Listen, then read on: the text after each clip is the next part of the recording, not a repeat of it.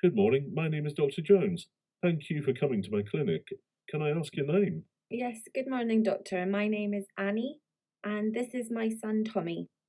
Okay, nice to meet you both. So, what brings you here today? Yes, we were just in the emergency department 2 days ago. My son was coughing the whole night and he looked like he couldn't breathe. So I brought him to the emergency department and they told me he has asthma. I have never heard of asthma before. I don't know what it is. Will my son always have this problem? Will he always be coughing at night? Will he always have a problem breathing? I appreciate your concern. First, let me explain what asthma is. Asthma basically is an allergic condition of the chest in which our airways get narrow and it can be triggered by a number of factors. For example, it can be caused by a common cold, or it could be caused by dust, certain medications, or even food allergies. And the symptoms of this disease are that patients get very short of breath. He has difficulty in breathing and starts coughing. So it is an emergency situation. Regarding your question about whether your child will always have this condition, or whether he will improve or not, well, first let me take a proper history and then examine Tommy before I answer your question. But in the majority of patients, usually with time and with age, it subsides. So first tell me, is this the first time Tommy has had this asthma attack? Yes. Actually, for the past 1 month, he has been coughing. It's just that 2 nights ago it became very bad because, well, he got a cold about, a few days ago.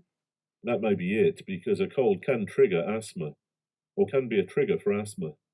In children, usually there's a few episodes of asthma, and they'll be all right after that, but again, if it becomes persistent, then we have to do some further tests. We can then develop an asthma action plan. Do you understand what an asthma action plan is? I can explain it to you. Yes, please. Okay, actually, in an asthma action plan, we will conduct an investigation of the patient.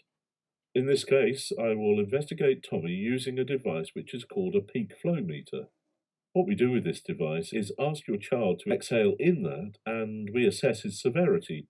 And according to this, we can prescribe him the proper medication. Did he receive some medication at the emergency department? Yes, yes.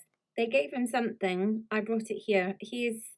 I got the name. It's called Nebulized Salbutamol, I think. Yes, yes. So it is one of the drugs for asthma, and it is a first line drug. So in the majority of patients, it works fine.